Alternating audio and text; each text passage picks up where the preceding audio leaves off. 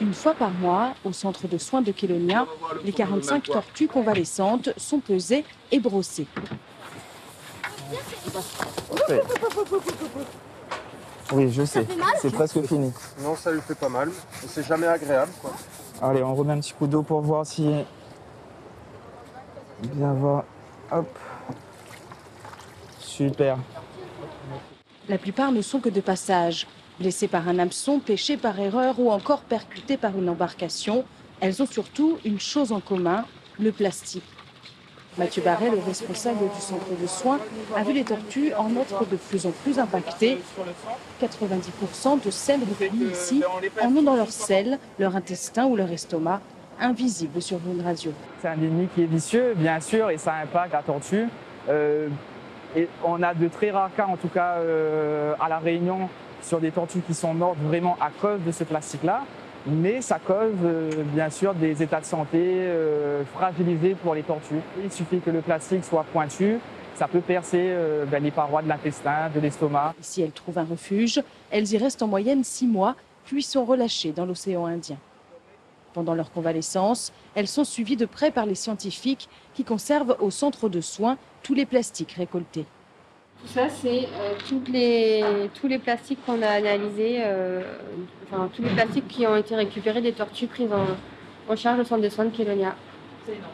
Voilà, depuis 2007 à peu près. Une boîte de déchets de plastique retrouvée par animal, voire parfois plus, une véritable décharge contenue dans l'organisme de nos tortues. Claire est la chargée de mission scientifique. C'est ici, dans cette pièce, que sont triés les plastiques. Ils sont pesés, mesurés, comptés et classés par couleur. On s'est posé la question pourquoi on retrouve plus souvent du blanc et du bleu. Est-ce qu'elles le choisissent? Donc on a fait des tests en bassin à Kélonia pour voir si elles allaient plus vers telle ou telle couleur. Effectivement, on voit qu'elles sont plus attirées par certaines couleurs. On a fait un échantillonnage sur les plages de Sainte-Marie et Madagascar. Et effectivement, on a trouvé beaucoup plus de plastique blanc et de plastique bleu. Au niveau des types de plastique aussi, on retrouve généralement ingéré plus du plastique dur. En fait, c'est tout ce qui va flotter. Les tortues confondent le plastique avec leur nourriture. Certaines parcourent plusieurs milliers de kilomètres à travers les courants.